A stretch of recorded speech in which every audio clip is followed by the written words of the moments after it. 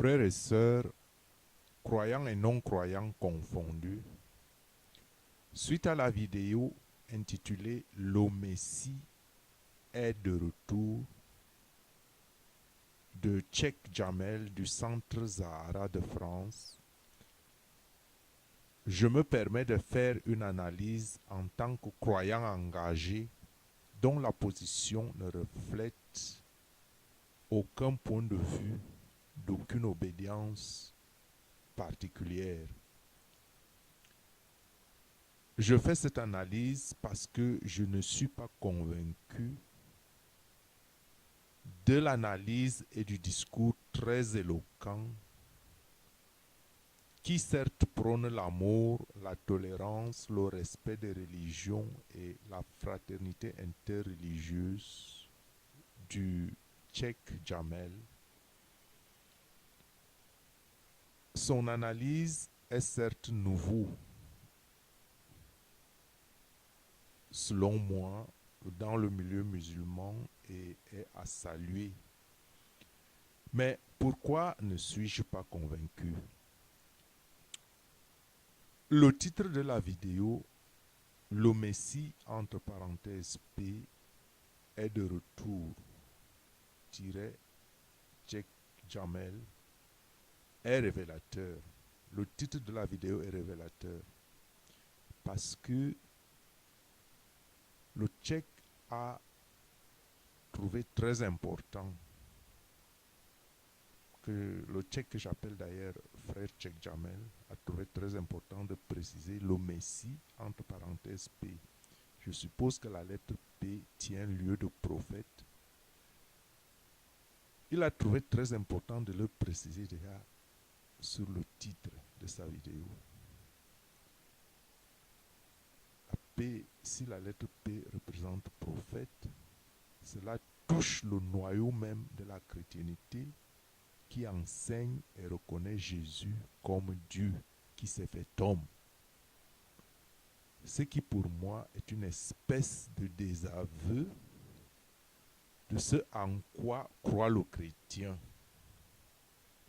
Parce que, par ce point de vue, le Cheikh et frère Jamel nous impose le point de vue, certes avec un ton adoucissant,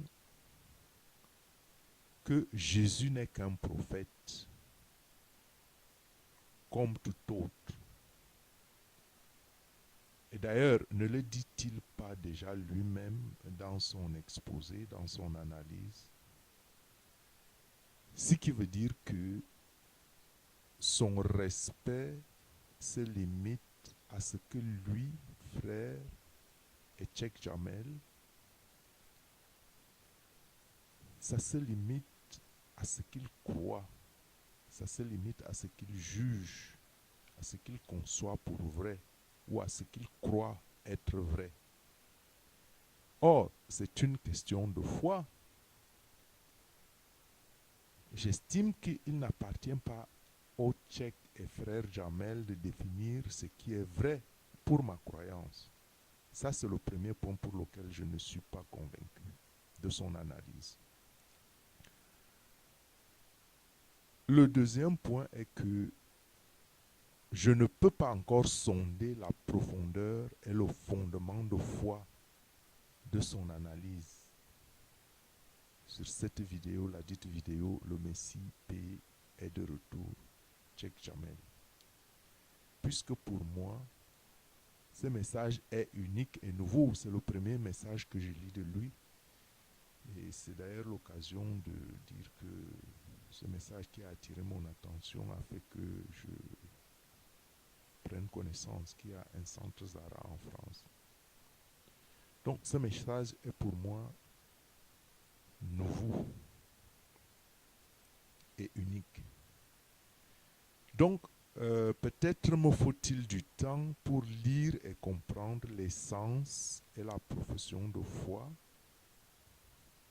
de toutes les autres vidéos et analyses de ce frère béni, de ce frère plein d'amour, de ce frère particulièrement doué en art de séduire les cœurs.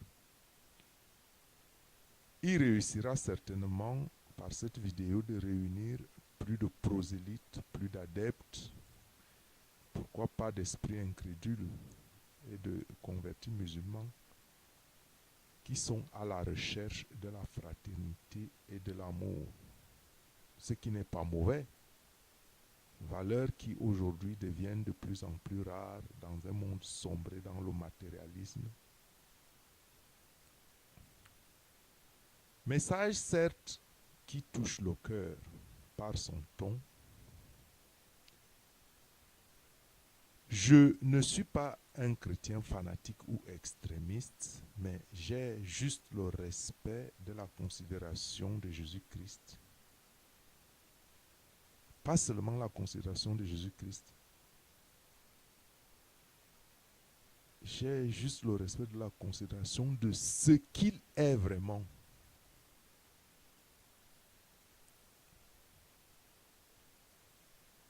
Parce que faire des concessions au nom de la fraternité et de l'amour, qui sont certes des valeurs fondamentales de tout vrai chrétien, que je veux être, comme l'enseigne Jésus lui-même, qui a enseigné que quiconque accomplit les actes d'amour accomplit la loi. Or, quand un islamiste pose des bombes et orchestre des attentats suicides dans n'importe quelle partie du monde, point n'est pour moi besoin de chercher la motivation, mais je me dis, poser la bombe, orchestrer des attentats suicides, ce n'est pas un acte d'amour. Ce n'est pas du tout un acte d'amour. Certes vrai, me diriez-vous, mais ce n'est pas le frère Etchek Jamel qui le fait, encore moins le centre Zahara de France. Mais je souhaite cependant savoir la position du Tchèque par rapport aux attentats. Est-ce une position de condamnation ferme des frères musulmans, auteurs de ces actes odieux et mortels? Condamnation au nom de la fraternité, des autres croyances, et même des athées?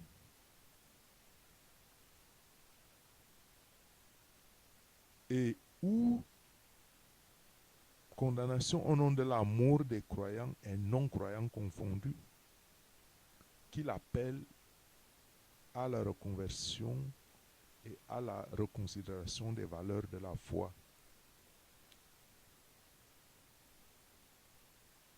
Est-ce un appel, par rapport toujours aux attentats, est-ce un appel au même ton que celui qu'on vit qu'il a dans la vidéo, ton empreint d'amour et de fraternité qui suscite donc ces quelques lignes de moi,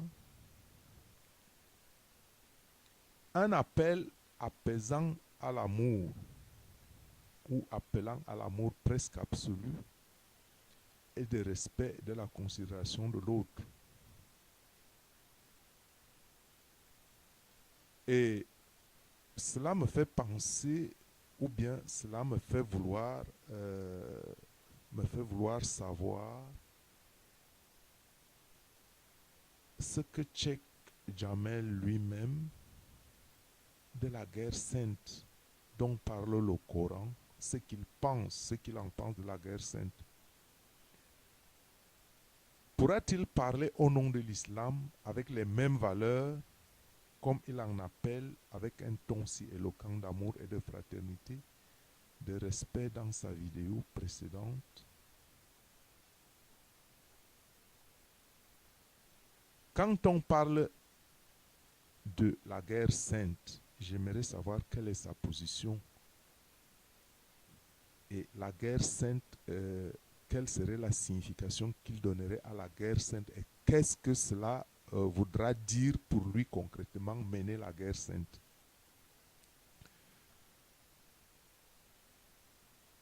L'autre point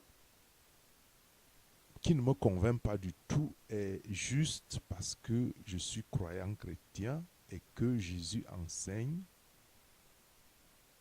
en Jean 14, chapitre 14, le verset 6, il dit: Je suis le chemin, je suis la vérité et la vie. Nul ne vient au Père que par moi. Je répète, un verset des Saintes Écritures en Jean 14, 6. Je suis le chemin, la vérité et la vie. Nul ne vient au Père que par moi. Dès lors, est-ce que ce verset est vrai? Est-ce que ce verset est faux?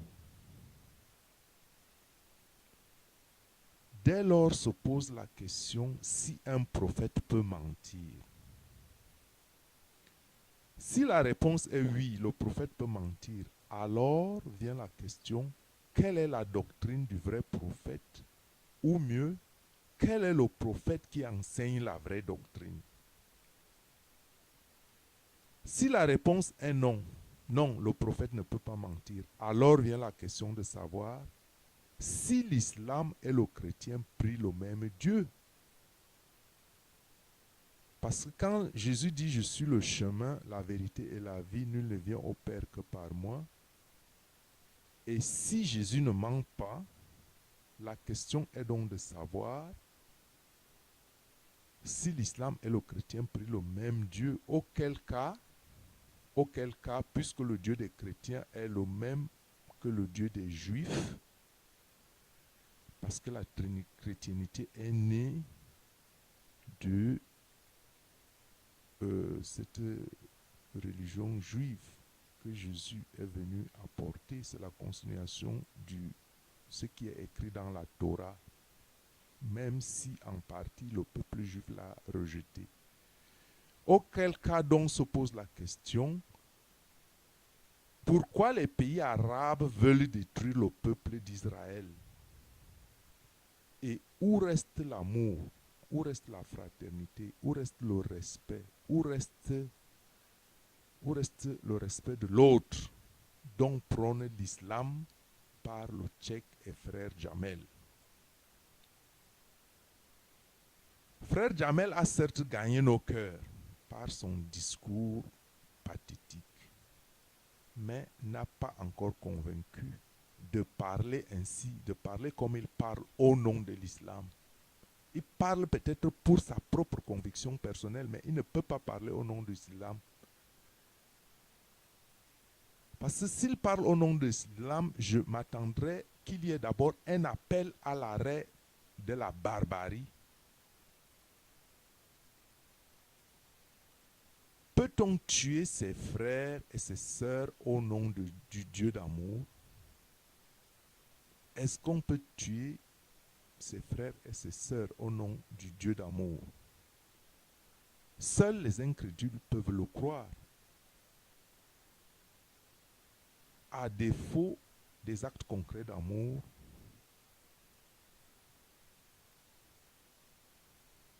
tout le reste ne sont que des discours pathétiques d'amour.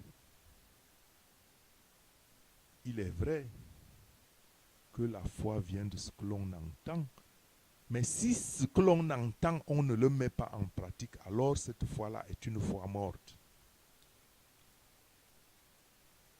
Et j'en viens sur un autre sujet qui a été abordé sur cette vidéo.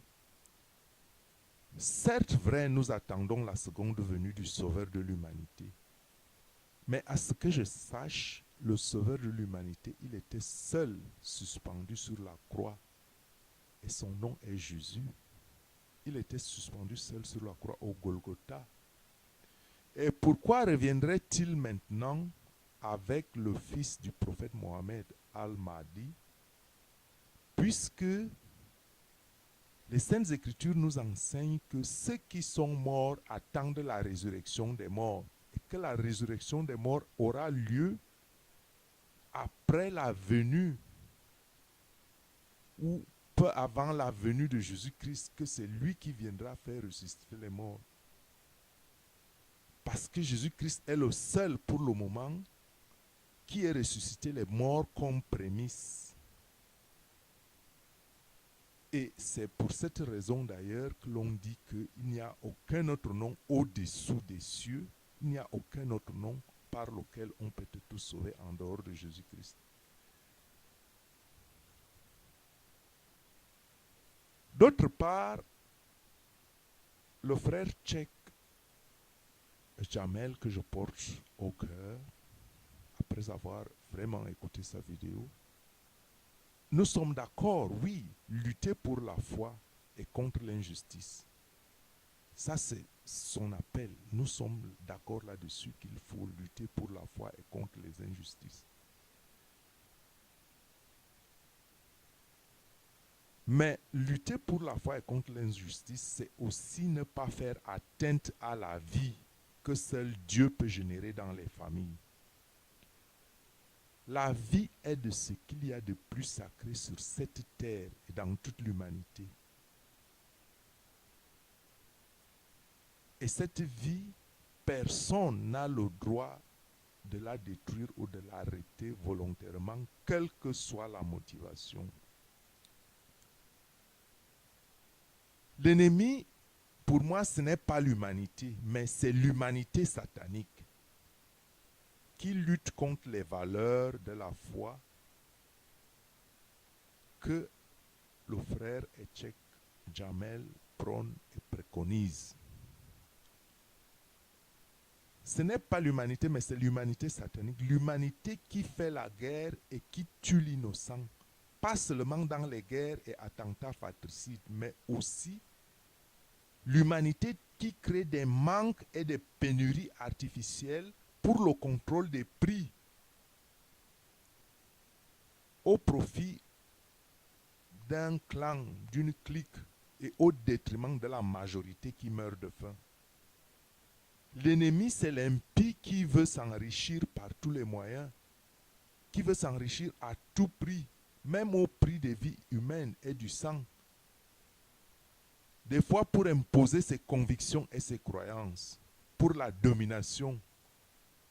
Donc le vrai travail dont parle le frère Etchek Jamel, le vrai travail, c'est celui qui constitue à arrêter toutes ces abominations et abus de pouvoir de toutes sortes.